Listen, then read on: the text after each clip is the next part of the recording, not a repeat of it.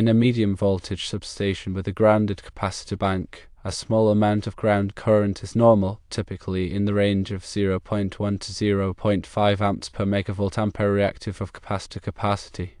Excessive ground current greater than 0.5 amps per megavolt ampere reactive can be caused by several factors. Firstly, damaged or leaking capacitors can contribute to increased ground current. Secondly, loose connections or arcing within the capacitor bank itself may cause excessive ground current. Thirdly, ground faults within the grounding system can also be responsible. To determine the cause of excessive ground current, several methods can be employed. Firstly, conduct a thorough visual inspection, looking for any signs of damage, corrosion, or loose connections on the capacitors, busbars, and the entire grounding system.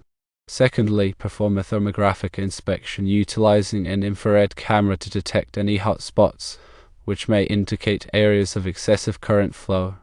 Thirdly, capacitance and tan delta testing can be performed on the capacitors while they are energized to measure their capacitance and tan delta values, which can indicate potential problems within the capacitors themselves. Fourthly, use a megger to test the insulation resistance of the capacitors in the grounding system to identify any insulation breakdown issues. Fifthly, a ground fault locator can be employed to trace the path of the ground current and pinpoint its precise source within the system. The acceptability of the ground current depends on several factors. Firstly, the size and rating of the capacitor bank are important considerations. Secondly, the type of grounding system employed plays a crucial role in determining acceptable levels. Thirdly, local regulations and industry standards must be adhered to. Generally, ground current should not exceed 1 amp per megavolt ampere reactive for grounded capacitor banks. If the current exceeds this level, it should be investigated and corrected promptly to prevent damage to equipment and ensure the safety of personnel. To elaborate further on each of these troubleshooting steps, let's delve into more detail. When performing a visual inspection, pay close attention to the physical condition of the capacitors. Look for any signs of bulging, cracking, or leaking dielectric fluid. Also, carefully inspect all connections, ensuring that they are tight and free from corrosion. Check the bus bars for any signs of overheating or discoloration. The grounding system should be examined for any loose connections or broken conductors. Thermographic inspection involves using an infrared camera to scan the capacitor bank and its associated component. Hot spots indicate areas of high resistance or excessive current flow. These hotspots may be caused by loose connections, damaged capacitors, or other faults. When performing thermographic scans, it is important to consider the ambient temperature and the load on the capacitor bank. Capacitance and tan delta testing can provide valuable information about the condition of the capacitors. Capacitance is a measure of the capacitor's ability to store electrical charge. Tan delta, also known as the dissipation factor, is a measure of the energy lost in the capacitor due to internal resistance. Changes in capacitance or tan delta can indicate degradation or damage to the capacitor. Megger testing involves applying a high voltage DC signal to the capacitor or grounding system and measuring the insulation resistance. Low insulation resistance indicates a breakdown of the insulation, which can lead to ground faults. When performing Megger testing, it is important to disconnect the capacitor bank from the power system and to follow all safety precautions. A ground fault locator is a specialized instrument used to trace the path of ground current. It works by injecting a signal into the grounding system and then using a probe to detect the signal along the ground conductors. By following the signal, you can pinpoint the location of the ground fault.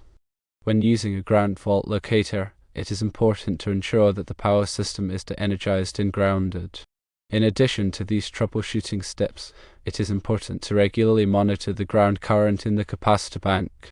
This can be done using a ground current meter or a power quality analyzer. By tracking the ground current over time, you can identify any trends that may indicate a developing problem. Furthermore, regular maintenance of the capacitor bank is essential to prevent excessive ground current.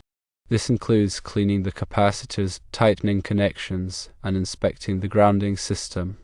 It is also important to ensure that the capacitor bank is properly ventilated to prevent overheating. When evaluating the acceptability of ground current, it's crucial to understand the specific requirements of the equipment and the applicable standards.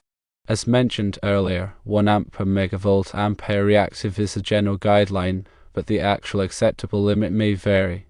Consult the manufacturer's specifications for the capacitor bank and grounding system, as well as relevant industry standards such as those published by the Institute of Electrical and Electronics Engineers (IEE) and the National Electrical Code (NEC). The type of grounding system also plays a significant role. Grounded capacitor banks are designed to have a low impedance path to ground, which helps to limit the voltage during fault conditions. However, this lower impedance path also allows for some normal ground current to flow. Ungrounded capacitor banks, on the other hand, are designed to have a high impedance to ground, which minimizes ground current.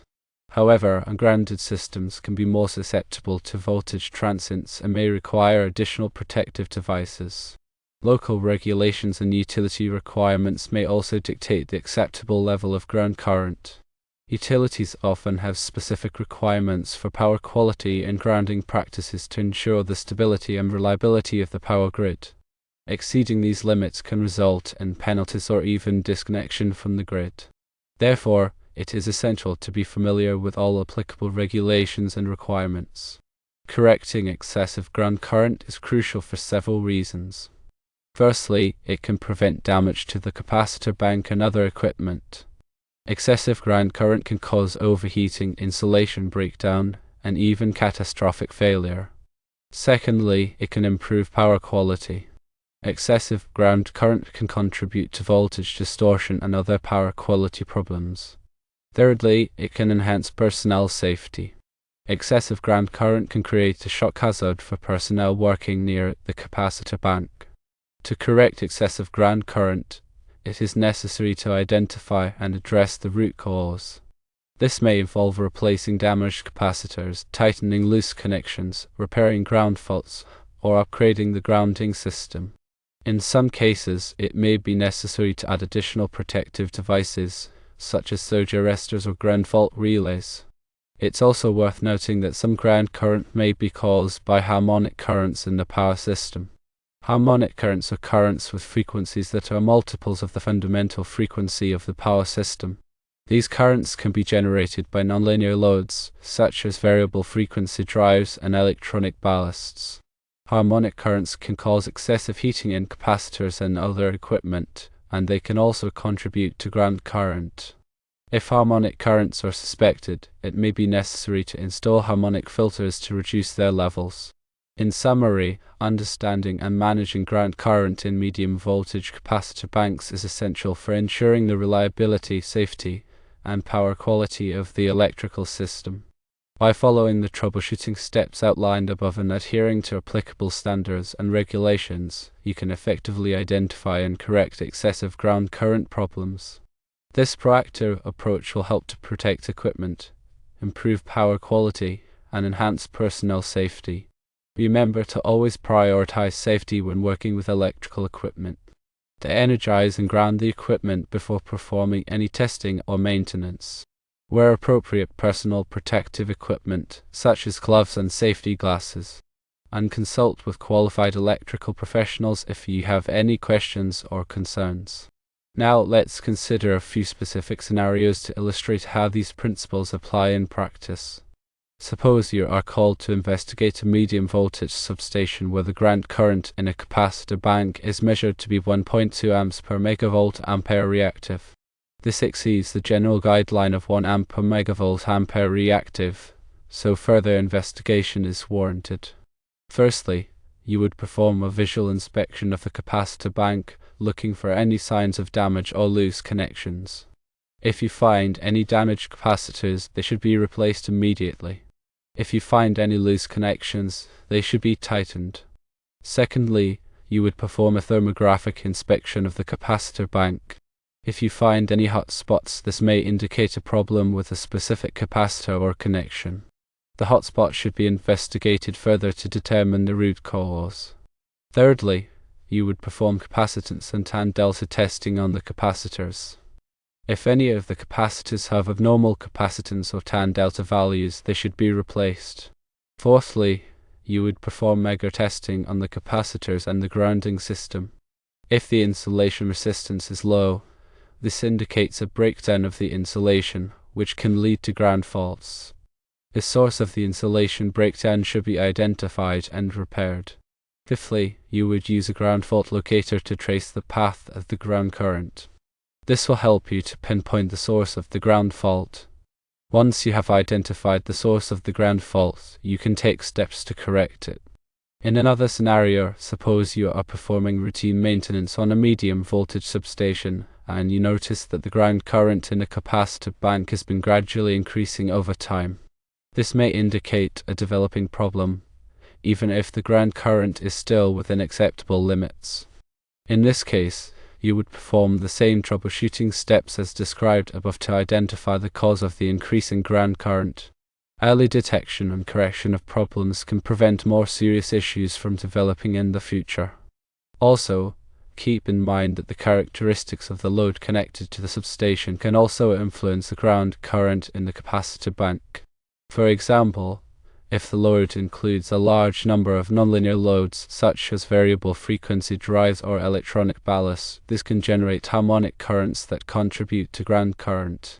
In this case, it may be necessary to install harmonic filters to reduce the levels of harmonic currents.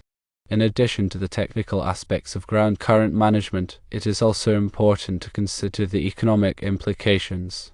Excessive ground current can lead to increased energy losses, reduced equipment life, and increased maintenance costs. By proactively managing ground current, you can reduce these costs and improve the overall efficiency of the electrical system. Finally, remember that ground current management is an ongoing process. It is important to regularly monitor the ground current in capacitor banks and to perform routine maintenance to prevent problems from developing. By taking a proactive approach, you can ensure the reliability, safety, and efficiency of the electrical system. The information provided here serves as a general guideline and should not be considered a substitute for professional engineering advice. Always consult with qualified electrical professionals when working with medium voltage electrical systems. They can provide specific recommendations based on your unique circumstances and ensure that all work is performed safely and in accordance with applicable standards and regulations. Continuous learning and staying updated with the latest industry best practices are crucial for electrical professionals. This includes attending training courses, reading technical publications, and participating in industry conferences. By expanding your knowledge and skills, you can enhance your ability to effectively manage ground current and other electrical system challenges. In conclusion, the management of ground current in medium voltage capacitor banks is a multifaceted topic that requires a thorough understanding of electrical principles, troubleshooting techniques, and applicable standards and regulations. By following the guidelines outlined here and continuously improving your knowledge and skills, you can contribute to the safe, reliable, and efficient operation of electrical systems.